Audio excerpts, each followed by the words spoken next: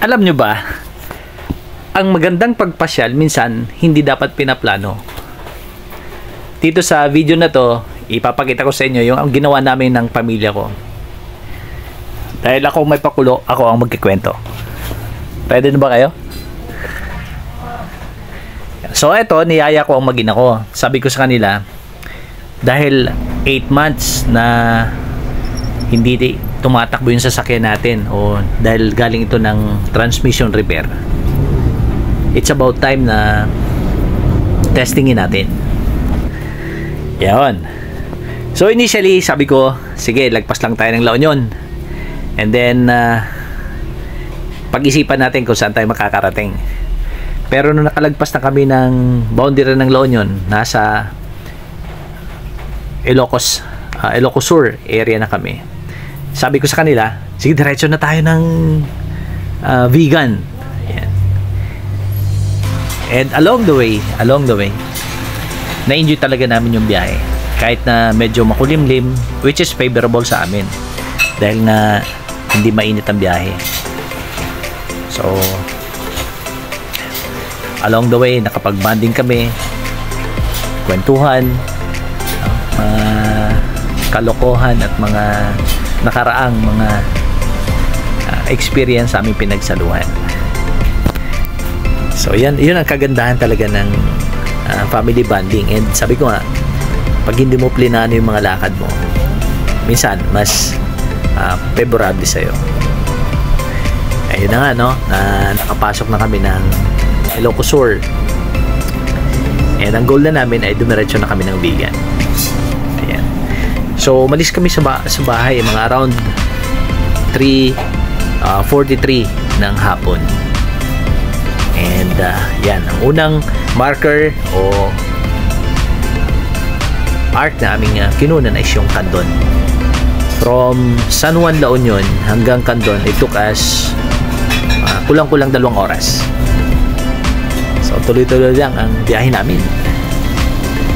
Masayang magbiyahe kasi unang-una maganda yung kondisyon ng makina. Napansin ko, maliban sa matipid, hindi malang tumataas ang temperature ng van.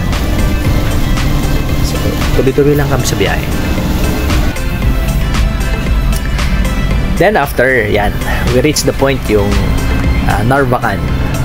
Naalala ko dito, I think that was 7 or 8 years ago. Tumakbo ako dito.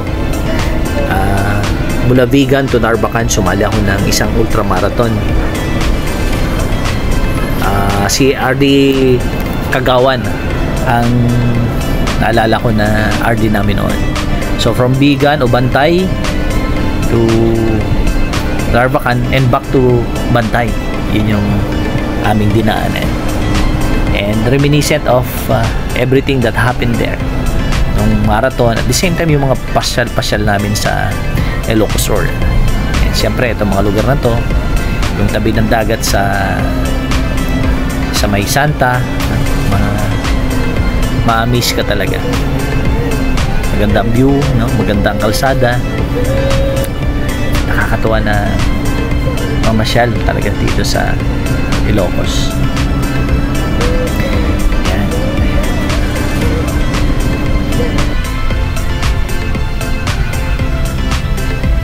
So eto na, nakarating na kami dito sa iconic bridge ng Santa Ilocos Sur. Sayang nga lang dahil yung iconic bridge ay nabawasan na sa gitna dahil sa isang malakas na pagbaha ay nasira. But dito dahil ang gamit namin na sasakyan ay may sunroof, mas maganda yung mga kuha. Yung anak ko, siya na ang gumamit ng camera at kinunan niya ng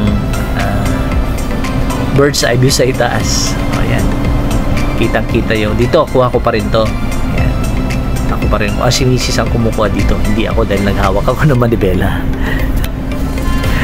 Ayan, pag nakita nyo na may bubong na ng sasakyan, kuha na ng anak ko yan.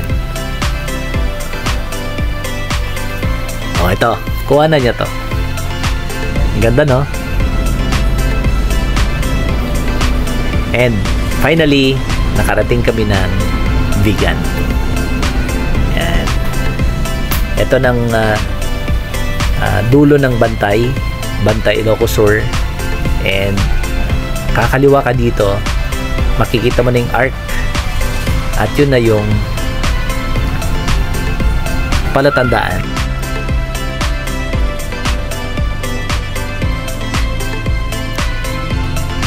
Okay, dito na tayo sa Vigan. It took us 2 hours 33 minutes.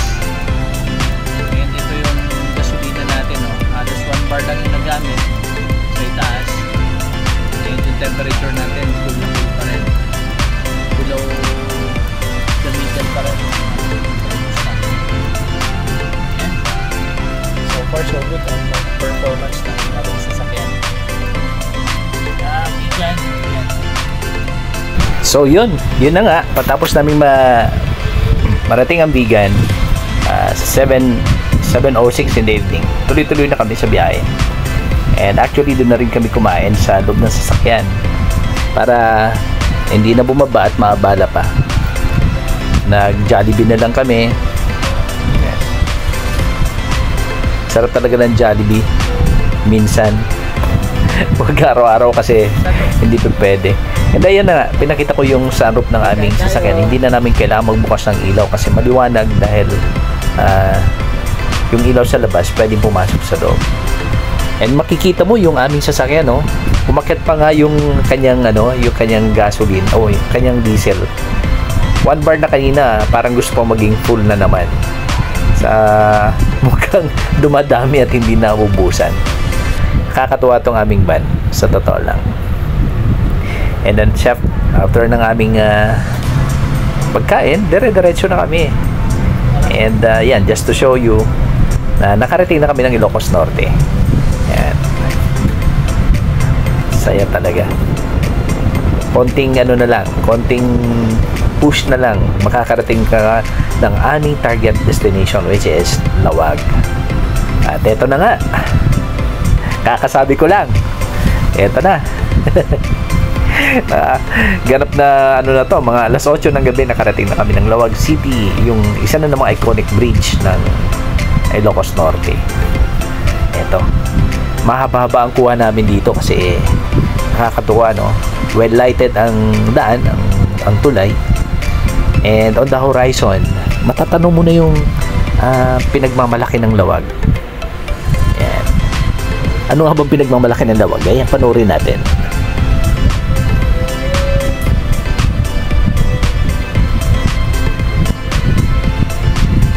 Yun, oh. O, di ba? Kitang-kita ang ganda ng plaza ng Lawag. Yan, unang-una mong makikita yung kanilang Kapitolyo. On the horizon, Kapitolyo. Sa kanan, yung isang maliit na mall.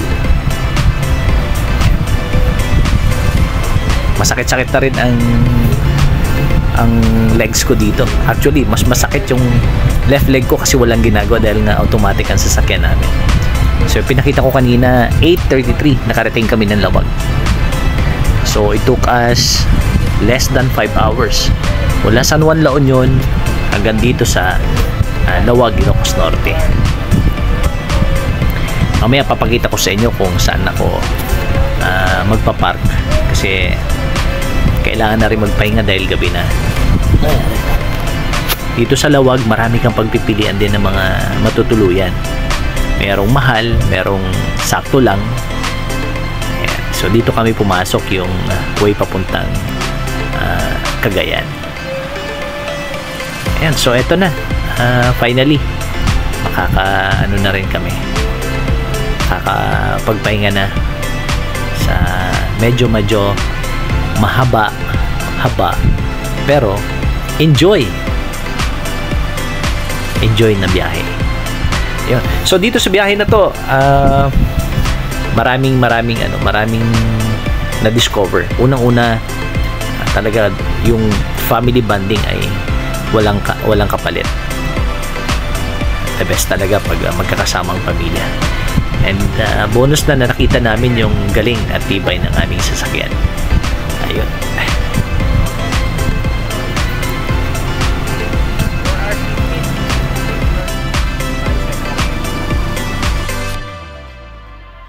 So till here muna mga folks, mga kaibigan. Papahinga muna kami dito sa aming tutuluyan.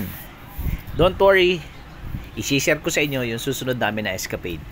Pagkatapos namin magpahinga dito, papakita ko sa inyo yung susunod namin na pupuntahan. I'm sure mas ma-enjoy nyo yung makikita nyo doon sa next na video. Oops, meron akong clue. Yung aming pupuntahan, merong naglalakihan ng mga electric fan. So, abangan. Thank you, thank you.